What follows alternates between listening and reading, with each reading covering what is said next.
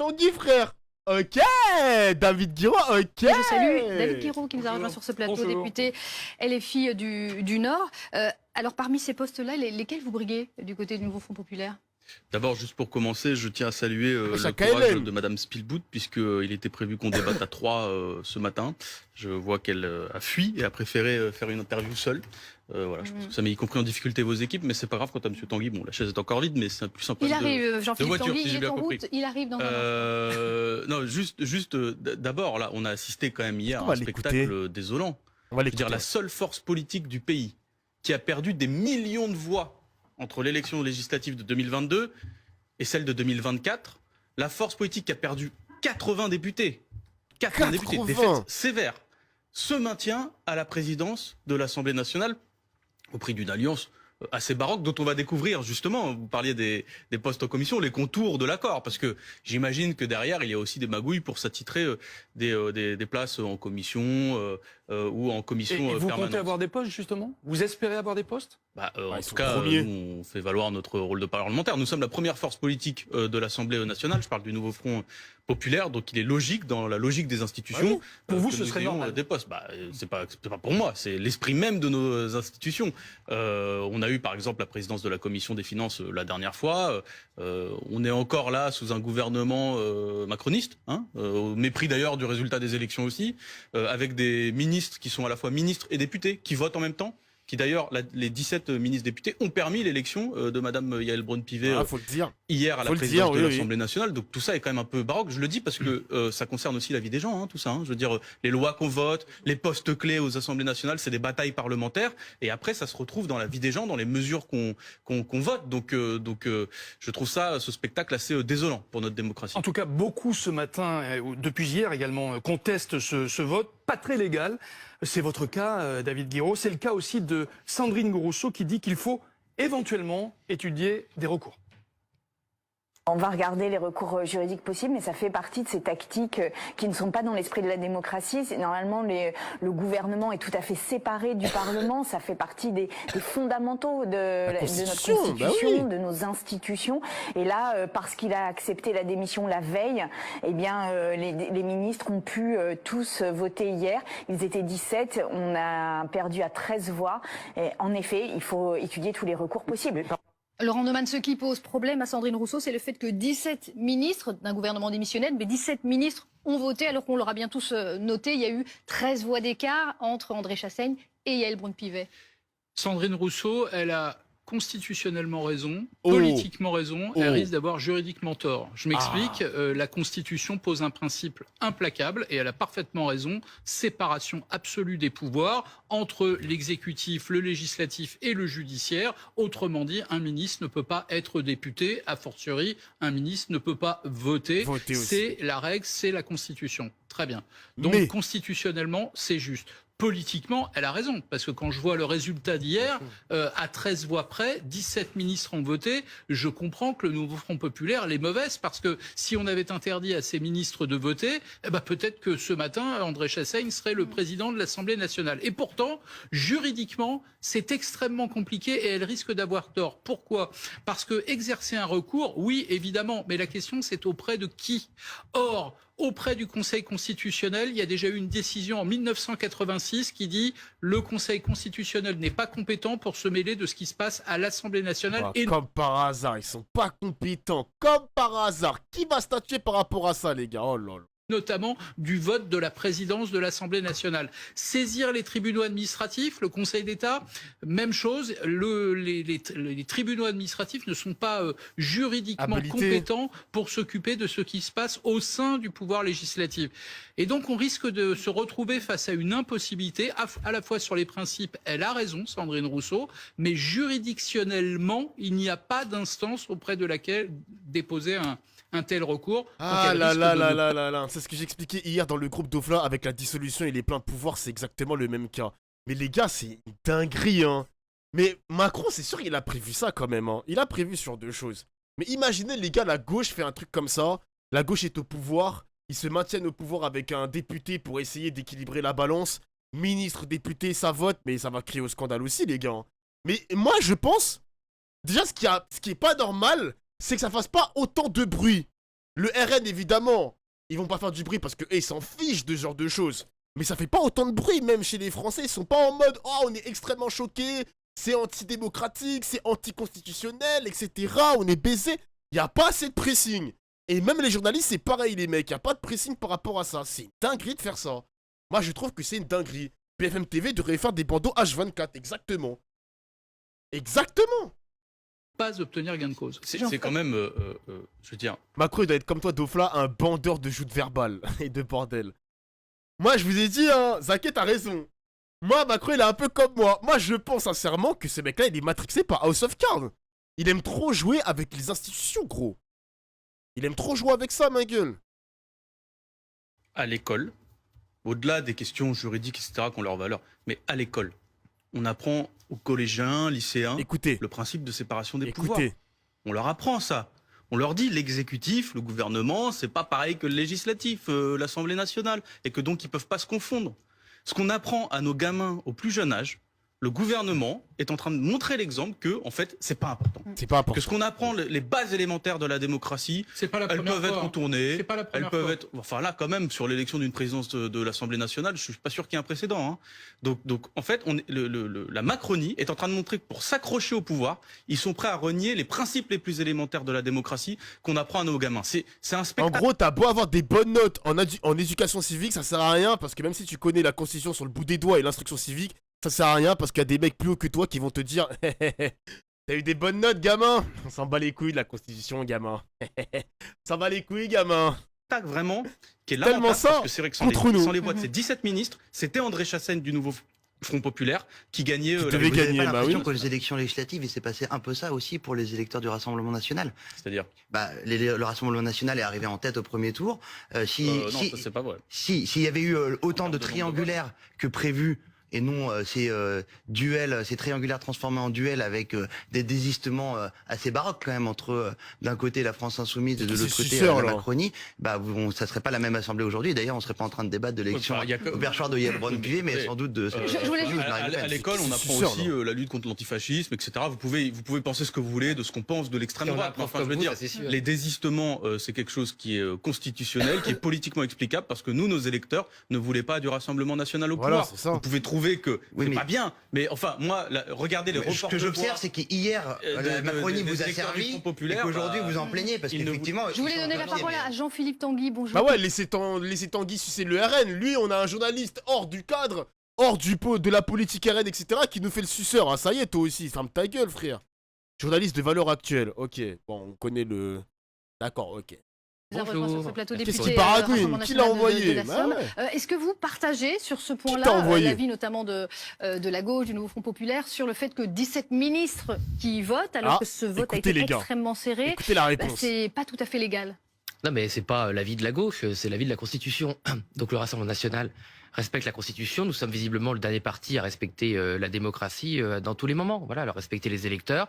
Nous, on maintient nos candidats quand ils ont été sélectionnés par les électeurs. On ne joue pas avec les règles, on ne contourne pas avec les règles au nom de barrages républicains dans lequel voilà, la gauche vient de soigner hier. Bon, donc tel est pris qu'ils croyaient prendre, et des gens qui font des Jure, arrangements quand ça les Rambosseur. arrange se trouvent maintenant scandalisés parce que Merci ceux pour avec le qui ils seum, ont mon gars. fait, il faut bien le dire, ont une escroquerie politique, se comportent en escrocs. Non, mais c'est vrai qu'il y a dans la Merci, République l'esprit des lois et le texte des lois. L'esprit des lois, ça aurait été de ne pas participer à ce vote, c'est vrai, mais bon, l'esprit des lois, il n'est jamais respecté depuis 2 ans. Dès qu'il s'agit de bloquer le Rassemblement national, ils sont même pas capables de dire bonjour aux députés. Tous les Françaises et les Français l'ont vu hier, et moi je vois même sur les réseaux des gens de gauche. Monsieur Guiraud disait qu'on apprenait la République à l'école. J'aimerais que ce soit vrai, mais c'est surtout qu'on apprend la politesse. Bon, donc des gens Et le qui sont pas respect des capables, gestes barrières. Hein. qui sont même pas capables, oui, de gestes barrières. Bah, écoutez, il y a beaucoup de barrières à mettre contre vous, Monsieur Guiraud. Si vous voulez, on va faire la liste. Elle sera Du longue. coup, vous Je plaignez suis pas pas, sûr que monsieur ça Tanguy. Est-ce que ça vous que coûte de de serrer la faire main d'un. Oui, Donc, On ne serre pas la main aux fachos. Ils passent leur temps à critiquer, à insulter d'antisémites la LFI. On ne serre pas la main aux fachos. Point. C'est tout, c'est comme ça. Vous êtes fous, quoi. Parlera un Ça peu est déplorable, un peu parce plus que tard. surtout, Effectivement. bon, si vous voulez, pendant que les hommes et les femmes politiques affichent ce triste va pas à la tête. spectacle, il faut bien le dire, les Françaises et les Français ont de très grandes difficultés, et on a beaucoup de mal à en parler, ce qui est triste. Jean-Philippe Tanguy, dans une demi-heure maintenant, les présidents se réunissent, les présidents de groupe. On va désigner des présidents. Vous revendiquez des postes dans cette nouvelle assemblée? des vice-présidences? Non, mais nous, on ne revendique pas des postes. On veut que le règlement de l'Assemblée nationale soit appliqué, que le vote des électeurs soit appliqué, et nous voulons que les forces politiques soient représentées à due proportion, y compris le groupe Donc de vous M. voulez Guiraud. être représenté à l'Assemblée nationale, mais bien sûr avec des vice-présidences? Nous voulons avoir ce que la démocratie prétend organiser. Voilà. Les institutions sont là pour respecter le peuple français, pour faire tourner notre pays, mais ils sont aussi là pour protéger le pays. Je donne un exemple. Protéger. Si Mme Braun-Pivet, ou d'autres Zozote, d'ailleurs, ça me M. fume. Chastaing, avait dit, moi, j'appliquerai le règlement de l'Assemblée nationale. C'est-à-dire Ça que saute dans les bras de von der Leyen par contre. Elle s'est expliquée par rapport à ça, Manon Aubry. Honnêtement, les gars, j'ai pas été fan de l'image. Hein. Elle disait, ouais, il faut féliciter nos adversaires. Moi, franchement, les gars, je vais pas faire l'hypocrite. Hein. Mais j'étais pas content. J'ai pas été content d'avoir vu cette image. Hein. Je me réveille le matin avec cette image-là dans mon esprit. Je suis en mode, putain, mon petit déjeuner, il va mal se passer. Hein. L'image est hard. Ben oui, l'image est hard, gros. Elle a passé son temps à combattre les idées de von der Leyen, à poser plein d'amendements, etc. Pour au final la croiser et la serrer dans ses bras, grand sourire, etc. Moi, désolé, les gars, je suis pas à l'aise avec cette image. Je ne vais pas faire semblant. Voilà, c'est tout, c'est comme ça. Et n'essayez pas de justifier ça dans le chat, je vous en supplie. Alors que hier même, quand j'ai streamé, on voulait pas voir des mains serrées, etc. Ne serrer... Après, c'est pas une fasciste non plus, von der Leyen, mais l'accolade, grand sourire, échange, etc. Vas-y, tu lui serres la main et tu passes ton chemin, mais moi, j'ai pas été... j'ai pas aimé l'image, les mecs. J'ai pas aimé l'image. Voilà, je vous le dis. Moi, je suis pas hypocrite avec vous, on en parle. Voilà. je respecterai les institutions. Parce que vous n'êtes pas président du Nouveau Front Populaire ou président de la Macronie, vous êtes président de l'institution Assemblée nationale et de tous les députés. Donc si l'un des deux avait dit « moi j'appliquerai le règlement », tout aurait été différent. Mais comme ils sont incapables de faire de la politique au-dessus des partis et qu'ils sont tous dévorés par leur lutte interne et leur esprit partisan, eh bien ils ne sont plus capables de protéger, d'incarner la République. Je reformule la question. Si vous n'avez pas de poste tout à l'heure des vice-présidences, vous serez déçu ou ça vous arrange? Bien sûr, on sera déçu pour nos électeurs. Évidemment qu'ils ne le seraient pas, ce serait ridicule. Mais nous, vous savez, on a l'habitude de faire contre mauvaise fortune bon cœur. Ça ne m'empêchera pas de défendre mes administrés, ça ne m'empêchera pas de défendre les Françaises et les Français. Moi, je ne me lève pas le matin en me demandant s'il va y avoir un chauffeur et un gros fauteuil. Je me demande comment je vais faire avancer les causes qui me sont chères. Donc c'est sans doute la différence. Ils aiment trop nous prendre par les centimètres, les mecs. Oh là là. Du Rassemblement national avec bien d'autres. Quand on voit que les Républicains, que les amis de M. Wauquiez hier ont vendu père et mère en seulement 1 heure avec M. Attal pour se distribuer des postes qui ne leur appartiennent pas, faut-il le rappeler. Donc ils se sont distribués entre eux dans le dos de tout le monde des postes qui ne leur appartiennent pas. Au moins les mecs ils taclent le macronisme et les LR, mais ils mettent pas des balles sur la gauche pour l'instant. Mais au moins, je suis d'accord avec lui. On a Laurent Wauquiez qui a très peu de députés LR.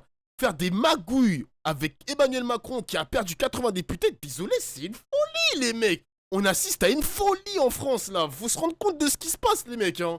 Pour magouiller et trahir leurs électeurs. Voilà, donc on a le pire de la politique, je crois que c'est les amis de M. Wauquiez et Gabriel Attal, et le meilleur qui était il y a quelques semaines une très belle participation aux élections. C'est un peu triste de finir dans ce marais. David Guiraud, pourquoi vouloir exclure des élus, des députés du Rassemblement national qui ont été élus par des millions de Français de ces postes à responsabilité de l'Assemblée? Mais tout simplement parce que nous aussi, on a été élus par des millions de Français comme première force politique de l'Assemblée nationale, première force politique du pays.